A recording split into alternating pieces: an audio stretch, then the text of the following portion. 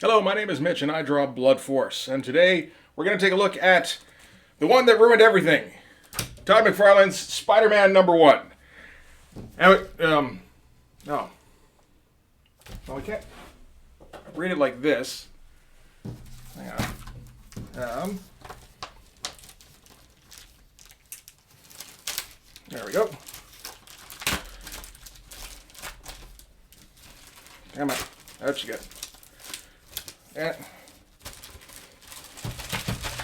Right. There we go. I can't imagine that hurt too many people's feelings, considering this is one of the foremost overprinted comic books in the history of the medium. But it hurt one guy's feelings. I just want you to know, I'm thinking about you, and I'm only doing this to help you. So for those of you who don't know, Todd McFarlane was a young baseball player in Calgary in the late 70s. And unfortunately sustained a career-ending injury. And kind of went, shit, I better figure out something else to do. Luckily, he also liked to draw. So he ended up trying out for some comic-y stuff. Did some work at DC, did some covers, did a famous Batman cover. Ended up at Marvel for a while, did some fill-in stuff there. Worked on Coyote for a few issues, and was eventually offered the Incredible Hulk job because John Byrne had done it for a little while and decided he didn't want to do that anymore. So he started in April of 1987 with number 330 on the Incredible Hulk. I don't have that one. I have 331. So it's interesting to take a look at because it's early in Todd's career, but not right at the beginning. He is still figuring out how to do panel-to-panel work. But you can still see a bit of the Toddisms in there. You can see a bit of the cartooniness in the faces. See, stuff like this. You can see his preponderance for vertical panels. What you don't see a lot of is a lot of big dynamic panels, which apparently got under Todd's skin quite a bit, because who's writing this book is Peter David. Peter David had been writing the Hulk for a little while, and he would write it for quite a while to come. And I think in Peter David's mind, this was a writer's book. So a lot of stuff happening in every panel in this, and that kind of pissed off Todd,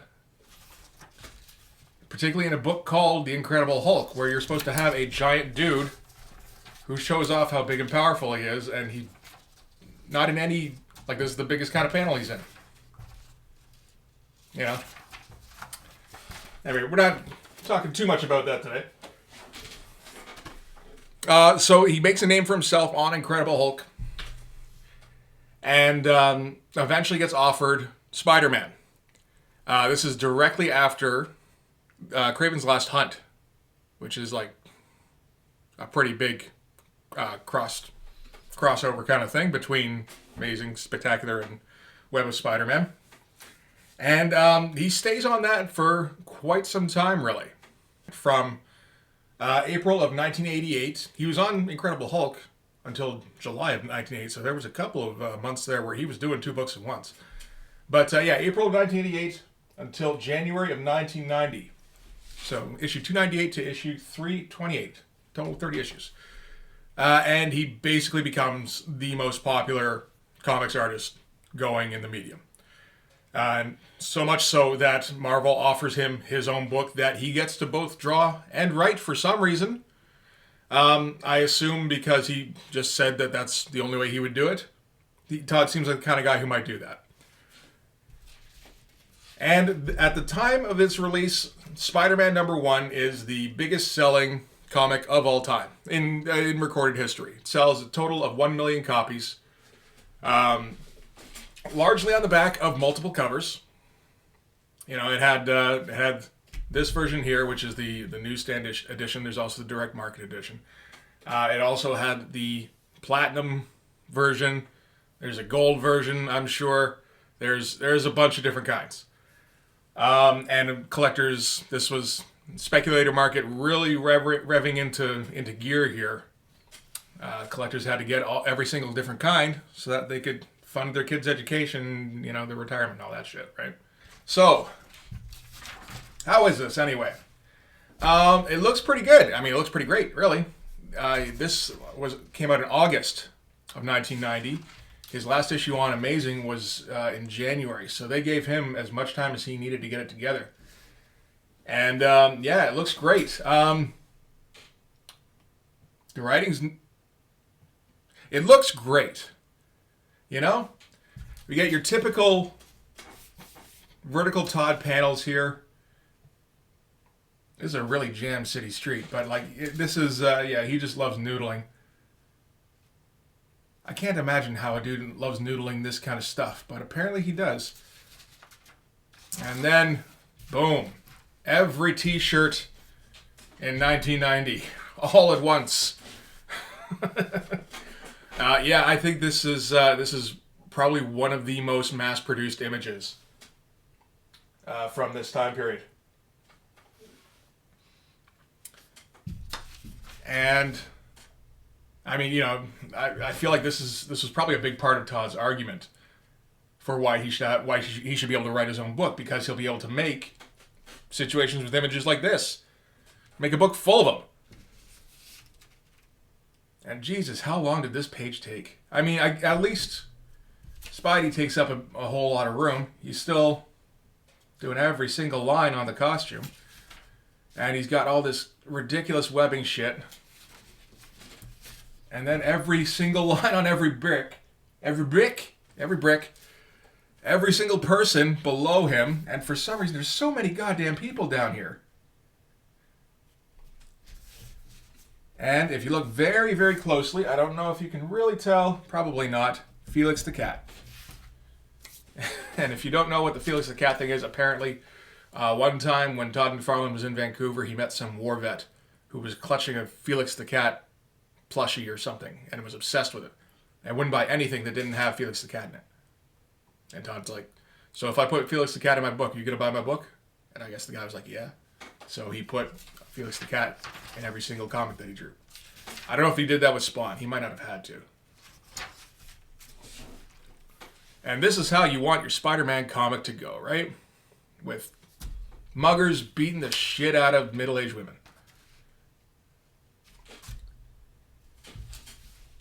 And yeah, you get a lot of drop the gun, punk, and suck on this. And oh, I forgot the bit before.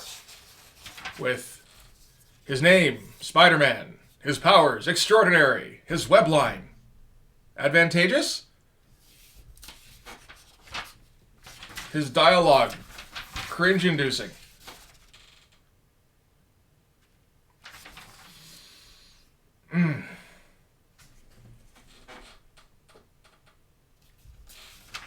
And I mean, it looks great. At least there's that. You get a cool image on just about every page. Like, this probably took like 3 hours of just like sitting there with a dip pen, just drawing little web lines. I'm sure that image got reproduced a fair bit. That one too.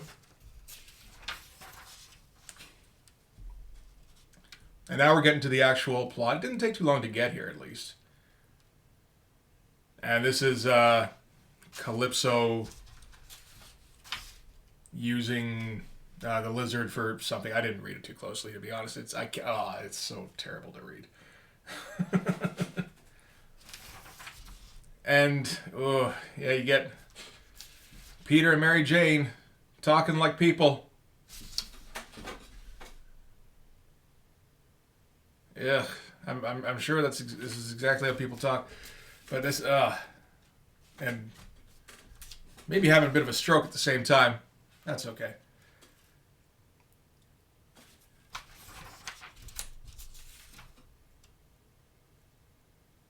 And he's gonna have the lizard eating a rat here, but then he spots bigger rats. Ooh, that's clever. And yeah, more stuff with Peter and Mary Jane just being freaking deplorable. I don't know. And then we cut back to the lizard being fun to draw.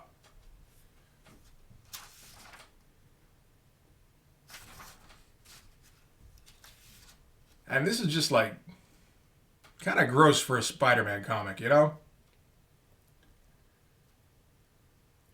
This is when like you should have gotten an editor to look at the script first. There must have been a script, right? He didn't just draw pages and then flesh them out. If you're an editor, you probably like go, okay, let me take a look at that script first. So who edited this thing? Tom DeFalco. I feel like Tom DeFalco is a fairly well respected editor at Marvel. Like he had some weight to him. Like he could probably have been like, Todd, you got to let me have that script, and then review the script and be like, oh hell no. No, you're not going to ruin Spider-Man with this shit.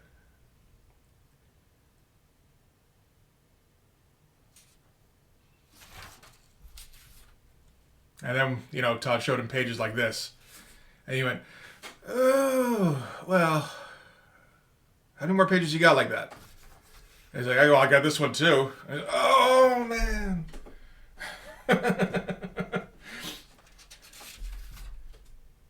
Jesus, how long do these panels take to draw?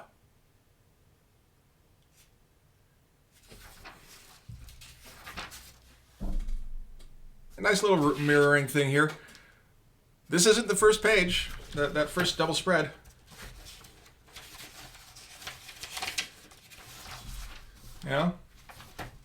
That's pretty different. He didn't copy it or anything. I have no idea how the hell he did this stuff so fast. Particularly at the point when he was drawing 2 comics at once. I don't know what those comics look like. So there's that. But I imagine Todd didn't hand in barely outlined stuff. When this had a bit of trouble with deadlines, around issue 10, I want to say, he got a bunch of guys to come in and ink for him. So that was something. It looked weird. Looked very weird. Let's take a quick look at that. So it was Spider-Man number 10. Okay. This is one of the first Spider-Man books I actually had. I think it is the first. This is when Spider-Man goes to Canada to hunt down a child killer. It's more great lighthearted stuff from Todd McFarlane. And this one is in some kind of deadline crunch because Todd McFarlane is the penciler and / writer. Todd and friends are the inkers. The inkers credited in this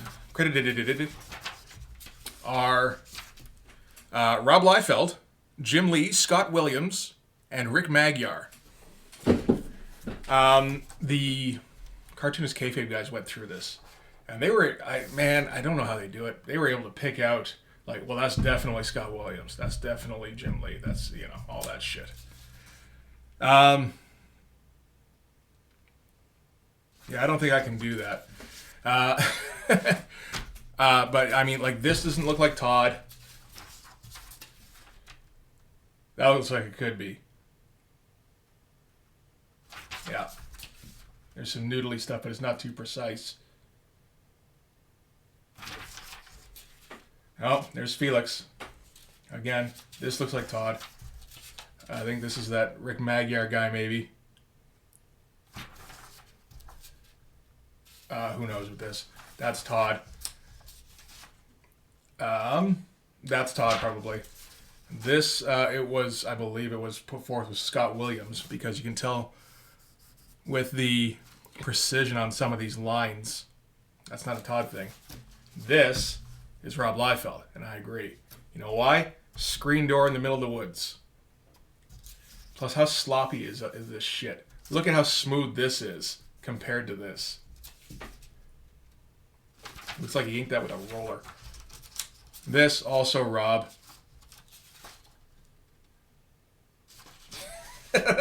He's even putting some Liefeld hands in here. Get out of here. And this, it was, supposed was Jim Lee. I can see it. It doesn't have the Scott Williams precision. It doesn't have the Rob Liefeld sloppiness. You can see some Jim Lee ticks in here. And some of this stuff. It's but looser than Scott Williams would do. And it makes sense that Jim Lee would just be like, yeah, but I'm getting the cool shots of Wolverine. And this is Todd. Yeah. It's interesting. They had a little contest in this to if you could pick out who everybody was. I don't know. Half of them, I think half of them actually were Todd. It's just they farmed out a bunch of the other stuff. So yeah, that is Spider-Man #1. Again, it's kind of a gross comic because I don't know. Todd has this obsession with everything having to be dark, and it's like, man, you came on Spider-Man directly after, like, I don't know, 3-4 years of black costume shit. And we're all pissy because you needed to get him back in the red costume. And as soon as that you get your own book to write, you're like, let's throw some freaking child killers in there. That's what Spider-Man needs.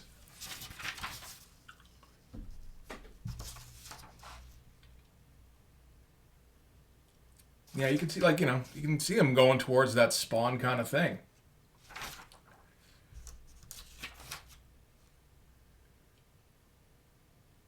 Like I said, it all looks pretty good when you can make out what the shit is going on. This is all neat designy stuff. But I don't know what the fuck is good. You can kind of tell if you squint. Okay, this is Calypso. She poked herself. That needed all of this, right? Sure.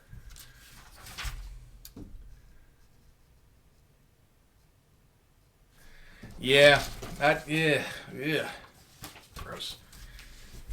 So, earlier I said this was the one that ruined it all. That's an exaggeration. It's more symptomatic of everything that went wrong with comics. Or a lot of the things that went wrong anyway. The whole thing with resetting a series at #1. That gets done all the time now. And this actually might be the progenitor of that kind of thing. The problem with variant covers. I mean, I'm not going to say this is the first book that had variant covers. I can't imagine that's the case. There's independent comics that have variant covers, like 5 years before this at least. But this, sold 1 million books off the backs of variant covers. And 2 years later, or 1 year later, I can't remember when X-Men was now. 1 year later, Jim Lee sells 8 million off the backs of variant covers, And more of a move towards edginess. That's not Todd's fault. But he did benefit from having an edgy style and liking to write about edgy shit around this time. And also, the catering to artists by giving him a book that he wasn't capable of writing. I mean, this book looks great. It reads like ass. And this was a problem that continued with things like Uncanny X-Men. I mean, Chris Claremont got booted off of Uncanny after, 20 goddamn years? In that neighborhood, 15 years anyway. Because the editor at the time thought that, it would get him in good with Jim Lee. It would help Jim Lee, feel like he was important. And Jim Lee's like, I didn't need that. I kind of like Chris. But Todd's a bit of a different beast in that he was the engine driving the Marvel ship at this time. With the Spider-Man images that he had were all of Marvel's merchandising. The T-shirts, freaking everything. Jim Lee and Eric Larson, Rob Liefeld, they sold their stuff too, but I think Todd McFarlane's Spider-Man was kind of the biggest deal at the time. We might as well I'm going to keep flipping here, but I might as well leave it here.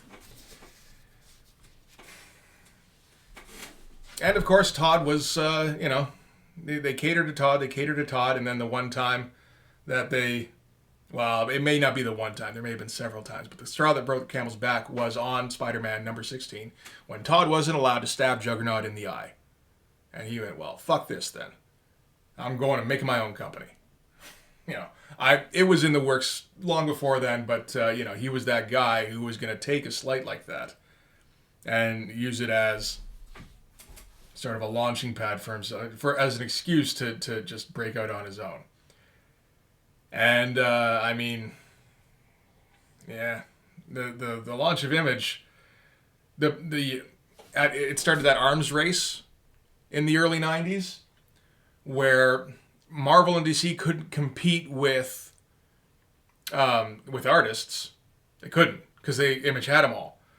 So they had to compete with the same types of characters, and ignoring who were just edgy and ignoring the writing, and they had to compete with events. So, Death of Superman, 2 years after Image starts. Night's End, the Breaking Batman's back, around the same time. And the annual event is still a problem in comics. It's maybe the biggest problem. Nobody gives a shit about annual events anymore. I mean, of the big events, because they are annual. Everything's got to be big and cosmic, but you get a big cosmic event every year that negates something that happened last year or 2 years before. And so, yeah, you can trace a lot of shit back to this. It's interesting. It's an interesting artifact. And I said I wasn't going to do this anymore. As a comic, it doesn't deserve it, but I mean, because it looks very nice. We'll say that. Yeah. Hey, if you want a copy, you can get one for like $2. So there's the upside, because they printed a fucking million of them. In the meantime, if you like this video, please hit like, hit subscribe, hit the bell for the notifications. Follow me on Twitter at Team Blood Force. Please subscribe on Patreon. I got a shit ton of stuff posted up in there now, and so you want to see it. So go do the subscribing thing. And most of all,